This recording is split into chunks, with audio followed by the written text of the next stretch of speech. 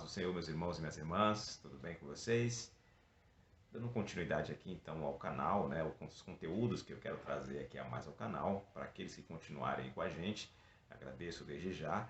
E eu gostaria de fazer uma reflexão aqui a respeito de um texto muito conhecido, um texto muito lido na igreja, principalmente nos cultos de Santa Ceia, ali o capítulo 11 do livro, da carta que Paulo escreve ali aos irmãos de Corinto, à igreja de Corinto, então a primeira carta de Paulo aos Coríntios. Quero fazer uma breve reflexão do capítulo 23 ao 26, apenas 3 versículos aí, e trazer um pouquinho do panorama histórico aí da época para nós entendermos o valor da Santa Ceia, né? Podemos ter isso mais em mente, enfatizar como a Santa Ceia é importante e porque Paulo escreveu isso dessa forma para os coríntios, esse texto aí que nós lemos todos os sábados de Santa Ceia nas nossas igrejas. O texto aqui, 1 Coríntios capítulo 11, verso 23, porque eu recebi do Senhor o que também vos ensinei, que o Senhor Jesus, na noite que foi traído, tomou o pão, e tendo dado graças, o partiu e disse, tomai e comei, isto é meu corpo, que é partido por vós, fazei isso em memória de mim. Semelhantemente também, depois de cear, tomou o cálice, dizendo, este cálice é um novo testamento no meu sangue, fazei isso todas as vezes que beberdes em memória de mim. Então esse texto, Paulo está enfatizando para os irmãos de Corinto a importância da ceia, o ritual da ceia, né? E chamando a atenção para os irmãos de Corinto para aquilo que eles estavam fazendo que não estava agradando o apóstolo e certamente também não estava agradando a Deus. Isso nós podemos perceber em alguns versículos anteriores, por exemplo, aqui a partir do versículo 17 do mesmo capítulo. Nisto, porém, que vou dizer, não vos louvo, porque vos ajuntais não para melhor, senão para pior, porque antes de tudo ouço que quando vos ajuntais na igreja, há entre vós dissensões, e em parte o creio. E até importa que haja entre vós heresias, para que os que são sinceros se manifestem entre vós. De sorte que quando vos ajuntais num lugar, não é para comer a ceia do Senhor, porque comendo cada um toma antecipadamente a sua própria ceia, assim um tem fome e o outro embriaga-se. Não tendes porventura casa para comer e para beber? Ou desprezais a igreja de Deus e envergonhais os que nada têm? Que vos direi? Louvar-vos-ei? Nisto não vos louvo. Então, veja que Paulo chama a atenção dos irmãos ali da igreja de Corinto. Então vamos entender um pouquinho mais disso e por que desse chamamento a esse erro que eles estavam cometendo lá. A cidade de Corinto e, consequentemente, a igreja também ficava ali a 64 quilômetros de Atenas, ali na região da Macedônia, né? Era uma cidade portuária, ou seja, recebia ali embarcações, recebia ali visitantes, comerciantes de todas as partes do mundo. Era uma igreja que vinha de povos pagãos, né? Não tinha uma cultura judaica.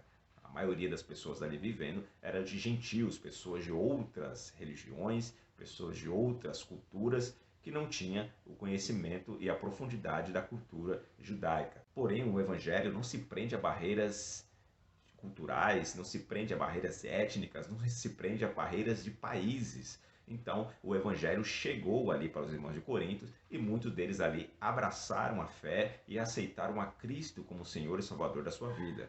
Paulo havia passado aí cerca de 4 anos antes ali da escrita da carta de Coríntios, ele havia passado na região, ensinado os irmãos, né, ali, participado ali do discipulado dos irmãos, porém, ele continua a sua viagem e agora no momento da escrita da carta ele está em Éfeso. Ele está em Éfeso e de Éfeso ele ouve falar algumas coisas que estavam acontecendo na igreja e por isso ele manda essa carta com um teor mais doutrinário, um teor pastoral doutrinário. Paulo muitas vezes chamando a atenção da igreja de Corinto. É claro que tem algumas vezes ele elogiando a igreja, né, pelas suas atitudes, porém, aqui na maior parte da carta ele está chamando a atenção dos irmãos, trazendo os irmãos para os trilhos da verdade do Evangelho. Já no primeiro capítulo você observa isso, Paulo dizendo que alguns da casa de Cloé ou de Cloé passa ali para ele a relação do que está acontecendo, né, entre os irmãos. Tem coisas ali absurdas, gravíssimas, mas nós temos que ter em mente isso.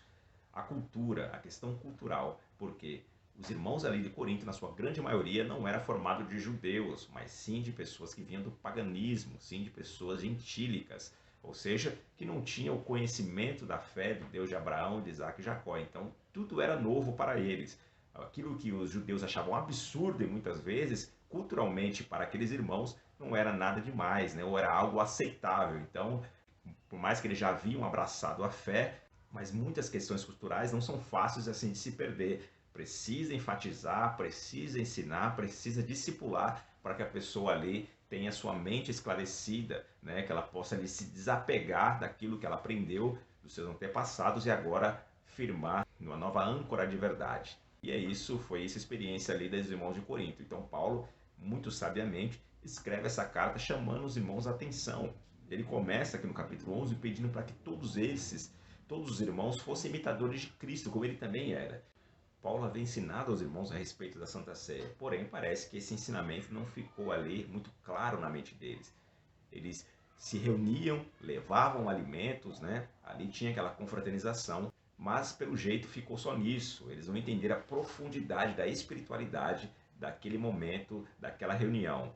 E por isso que Paulo ali chama a atenção dos irmãos, porque ele estava percebendo que os irmãos estavam ali levando para outro lado essa questão da Santa Ceia. Ali os irmãos de Corinto já estavam disputando quem levava o melhor prato, disputando ali os melhores lugares para se comer, estavam ali formando grupos enquanto comiam e se embriagavam até mesmo. Muitas pessoas ali mais humildes não tinham acesso à mesa ou não tinham acesso ao melhor alimento. E Paulo chama a atenção deles para isso, porque para eles estavam tudo certo, estava tudo ok. Ao contrário dos irmãos judeus, né, dos crentes judeus que já tinha na sua cultura, na sua mente, né, a ideia de uma cerimônia, de um ritual onde um alimento é comido em celebração a algo que aconteceu no passado, glorificando a Deus. Para o ímpio, para o gentio, isso era novo. O judeu já experimentava isso todos os anos, com a questão da Páscoa. Veja que a Páscoa também era isso. Era a reunião onde as famílias se reuniam, tinha um alimento ali, tinha o cordeiro, tinha o pão sem fermento e tinha as taças de vinho. Então tudo isso, esses elementos, fazia alusão a algo do passado, ao que aconteceu ali com o povo de Israel na saída do Egito. Então, para o judeu, isso já estava muito arraigado na sua mente, estava firme, já era muito claro. Tanto é que Jesus aproveita deste momento, desse dia de Páscoa, para ali estipular um novo concerto, uma nova aliança. E ele diz: agora é um novo concerto no meu sangue, agora é um novo concerto no meu nome, porque o pão agora que vocês estão comendo não faz mais referência ao passado. O pão agora que vocês estão comendo faz referência à minha carne que será pregada na cruz. A taça de vinho que vocês vão tomar, ou as taças de vinhos, não faz mais referência a algo do passado, lá do êxodo da saída. A partir de agora, ela faz referência ao meu sangue que será vertido na cruz por vocês. E o cordeiro, o cordeiro que fazia no passado ali, era imolado para que o sangue fosse aspergido nos umbrais da porta. Agora o cordeiro é ele mesmo. Então por isso que ele diz para os discípulos: tomai e comei, este é o meu corpo. Tomai e bebei, este é meu sangue. Então, por mais que também não ficou tão claro assim para os judeus no início, mas era mais fácil eles assimilarem isso porque fazia parte da cultura deles. Agora, para o pagão não, para o gentil não, ele nunca havia falado de algo nesse sentido. Eles não tinham profundidade histórica e espiritual da experiência dos hebreus, da história dos hebreus. Nem conheciam o Deus dos hebreus, os deuses dos judeus. Então, era tudo novo para eles. Então, por isso que Paulo, ao saber, ao ficar sabendo como estava aquela igreja, como ele se reunia para a ceia, e o que acontecia nessas reuniões, então ele manda essa carta aí chamando a atenção dos irmãos, dizendo: ei, vocês estão errados, vocês estão comendo e bebendo, vocês estão simplesmente satisfazendo o seu próprio corpo, seu próprio estômago, e não estão preocupados com a koinonia, com a união, e mais, não estão entendendo o significado do que vocês estão fazendo. E aí ele começa a discorrer: porque eu recebi do Senhor o que também vos ensinei, que o Senhor Jesus, na noite que foi traído, veja, ele faz menção à noite que Jesus Cristo foi traído, foi aonde ele estipulou que aquela festa da Páscoa agora não era mais a Páscoa para os seus discípulos, era a ceia do Senhor, e fazia referência a ele mesmo. E ele disse que na noite que foi traído, tomou o pão, partiu, e tendo dado graça, disse: tomai e comei, este é o meu corpo. Então Paulo está ensinando a ler os coríntios que isso, o pão que vocês vão comer, não é o corpo, mas faz referência ao corpo do Senhor Jesus Cristo. Traz a memória do corpo do Senhor Jesus Cristo. Corpo esse que foi cravado na cruz, pagando a nossa dívida eterna com Deus. A dívida do homem pecador, de toda a humanidade. A dívida eterna que o homem tinha com Deus, que era impossível pagar. Jesus Cristo crava na cruz. E a partir daquele momento nós somos perdoados. Ele fala que o sangue, e Jesus diz: tomai e bebei, este é meu sangue. É o novo pacto, é a nova aliança. O sangue de Jesus Cristo, que verteu na cruz, que nos lavou, nos redimiu e nos dá acesso ao Pai. Então veja, Paulo mostrando a profundidade, a espiritualidade daquele momento. E ele conclui dizendo que todas as vezes que vocês, coríntios, venham comer desse pão, beber desse cálice, vocês vão anunciar a morte do Senhor Jesus até que ele venha. Veja, não é apenas um momento de confraternização, também tem confraternização. Não é apenas um momento de refeição, também tem uma refeição.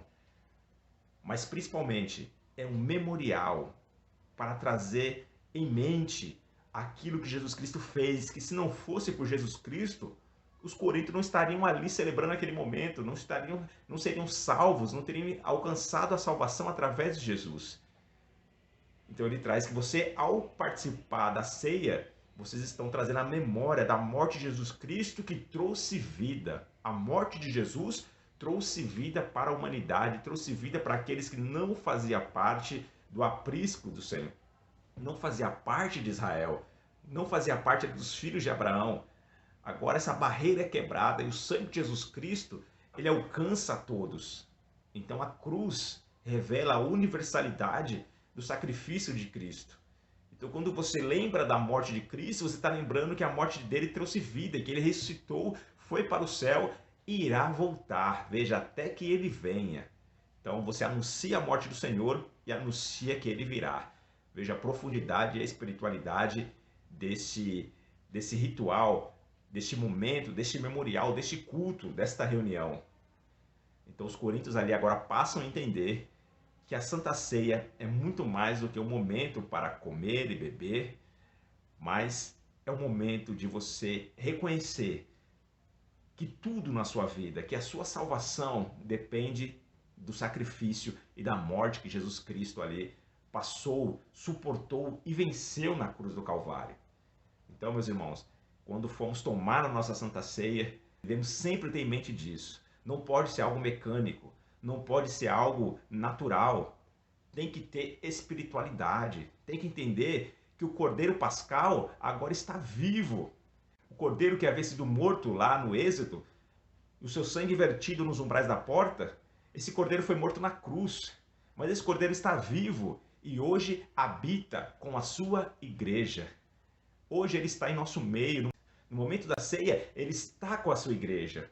Então, meus irmãos, possamos viver, possamos nos entregar, possamos reconhecer o que Jesus Cristo fez por nós e o momento da ceia ser um momento de maior alegria que você possa ter no culto, de saber que se você está ali, é por conta da morte de Jesus Cristo que trouxe vida e que ele vai voltar para buscar a sua igreja. Amém? Então essa é a breve reflexão que eu trago para os irmãos.